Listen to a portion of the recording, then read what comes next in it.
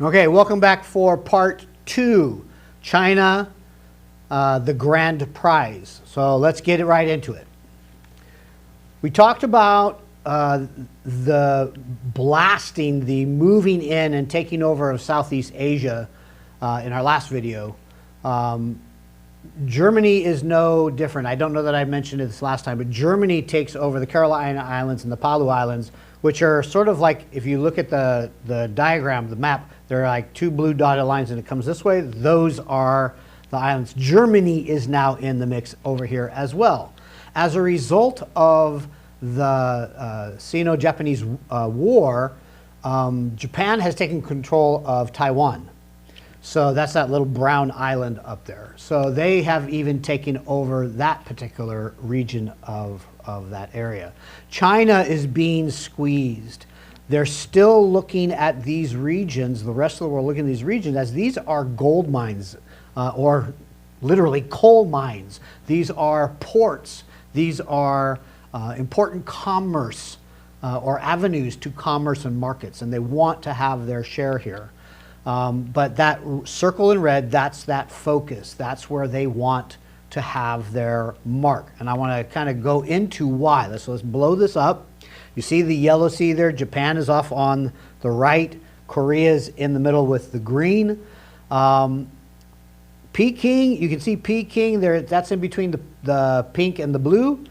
That little bay right there, that little section, that is where things are of interest. So Germany comes in and they take over Tsingtao, which is that yellow region, which is just on the, if you're looking at it, it's kind of like this and goes up. Peking's up here, so they're taking over this region over here. I don't know how many beer drinkers we have out there, if you're familiar with beer, but if you go to many restaurants, particularly Asian restaurants, you'll see a Tsingtao or Tsingtao beer. That's German beer. It's a German brewery that was sort of established in this region. Britain takes over Y Highway, which is at the sort of the tip of that bottom finger, that tip of the peninsula. But it's that northern peninsula that points down. That particular peninsula, that is the Liaodong Peninsula, and at the very end of it is Port Arthur. That is where a lot of attention is happening. That's in that pink, kind of light purple circle there. Lots of interests in that particular area, and we'll explain why. But we've got to introduce another player into this, and that's Russia. If you look at Russia on the map, you're kind of looking more from the North Pole, looking down on top of it because it's so far north.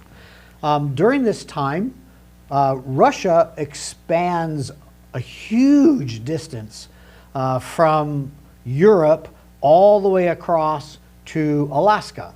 Now, in about the 1860s or so, they're going to sell Alaska to the United States, and they will lose that. But if you're still, I mean, you look at all that space, that's a lot of territory. That's a lot of coverage.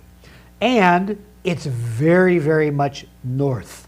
It's in that Arctic Circle, at least the northern part of it. Northern borders of the land are in the Arctic Circle. Very cold. Siberia, it's not a pleasant place. Well, at this time, Russia is trying to develop itself. They have created the Trans-Siberian Railroad. It runs from St. Petersburg and runs all the way across the territory, all the way down into that northern part, that right around where Manchuria is.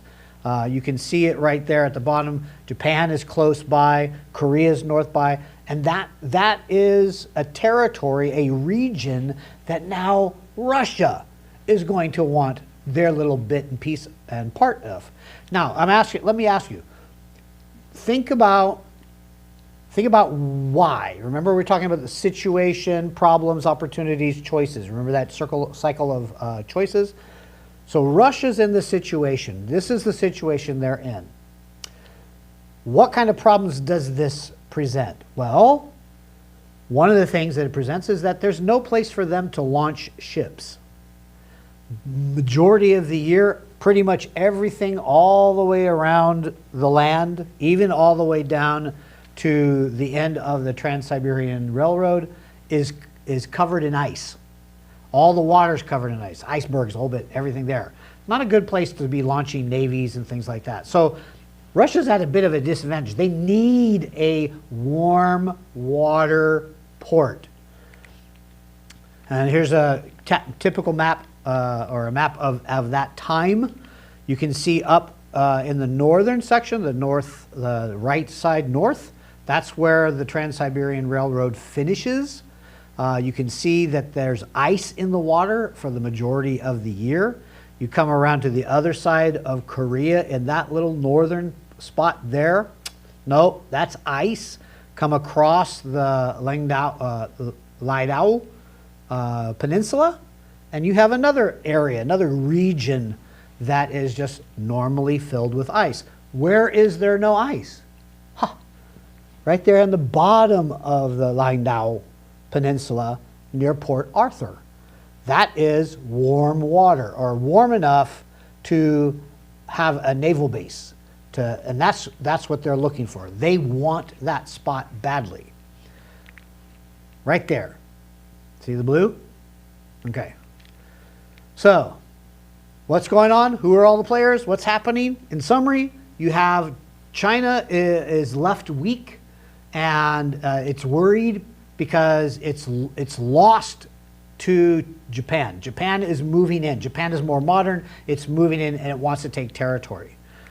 The imperial partnership is threatened. So even though there are Chinese people within the China region, particularly along the Yangtze River, there's a lot of imperial partnerships, lots of commercial bartering going on between Britain and China.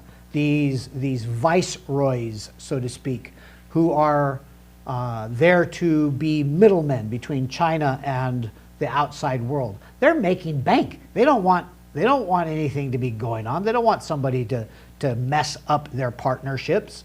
They're making good money. There's also internal conflict of power within the Manchu court, within these nobilities, within China itself. There are rebel risings, there's famine, and there are bad things that are happening in the world as a whole, and the government's not really taking care of the poor peasants. And so the the peasants are rising up, and they're fighting back. There's also the external threats that we talked about. These are those things coming from outside who are looking in going, that's a pretty delicious piece of pie. I want my piece. And they would love to carve it up. Britain, Germany, France, Russia, as we said earlier. And of course, the United States is there as well, even though in this case, the United States is sort of a minor player in the imperial game because remember, they're liberal imperialism. They want to help the underdog, but leave the underdog to run their own country. And that's what we got going on into this 1898 world of confusion. And we're going to look in our next video at, okay, how does this all unravel and explode before everybody's eyes? That's next. Stand by. See you in a few.